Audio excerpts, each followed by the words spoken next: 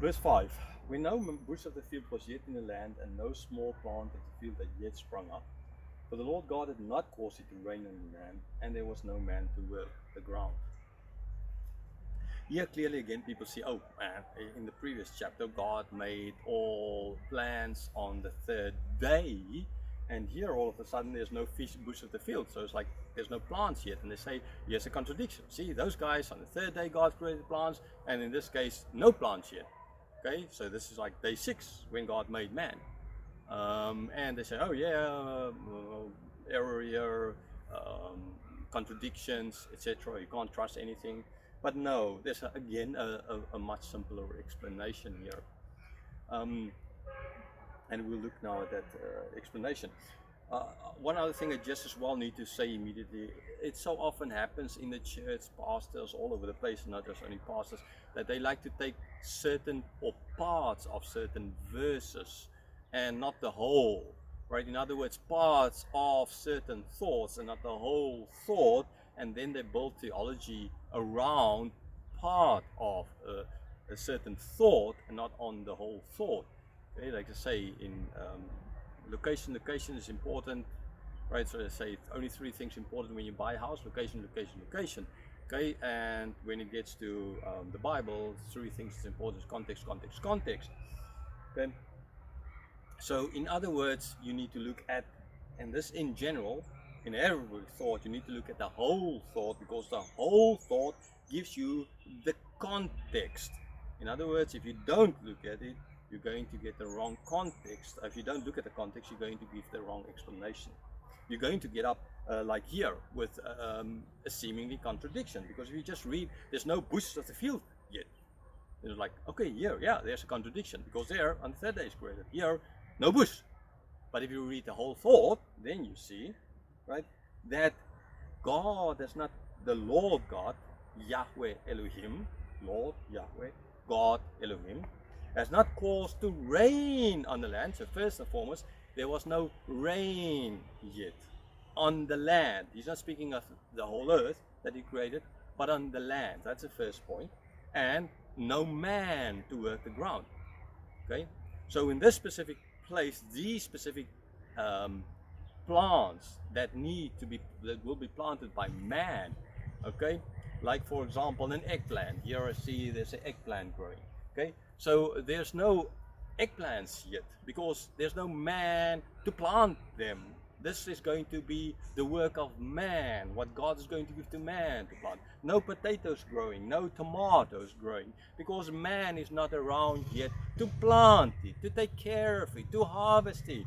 Right? Very simple explanation. So he's not saying that there's no plants anywhere on this planet. There's not the specific kinds of plants that ultimately man is going to be responsible for to plant, and which will, which we are doing. If you're a farmer, that is basically what you are doing.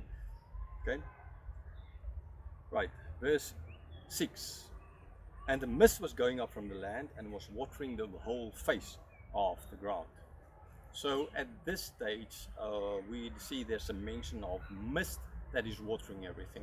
Now you do know in certain areas in the world, even today, like especially in the welwitschia plants in Namibia, right? It doesn't rain there in the Namib desert. Well, it does rain now and then, very seldom, but it's very dry. It's just a very sand dunes, lots of dunes there.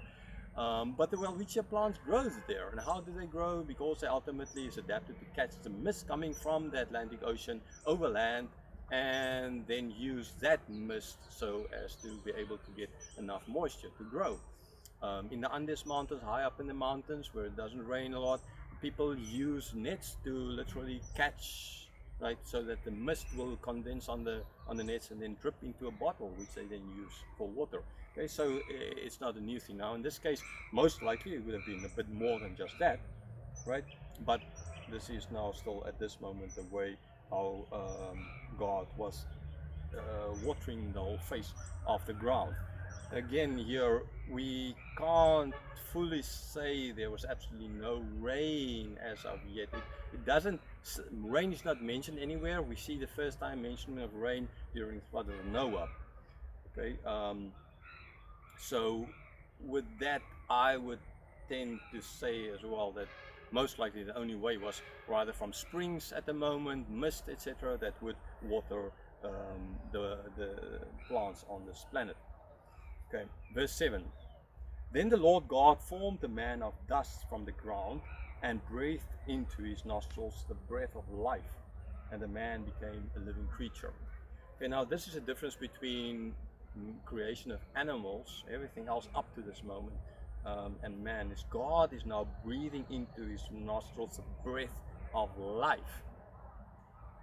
Okay, so I mean, here as well I can speak for hours just in the whole concept of where does the spirit come from, because people see in this the breathing of, and I guess I will do an excursus on this whole concept after finishing with chapter 3 on the soul. Okay, so where does the soul come from? So in short, do we get our souls at birth from our parents, or is there like a soul heaven where God created the souls when he created everything else, and all the souls up there in this pot of souls, and as enough bodies on earth becomes available for them, then they come down and into the soul?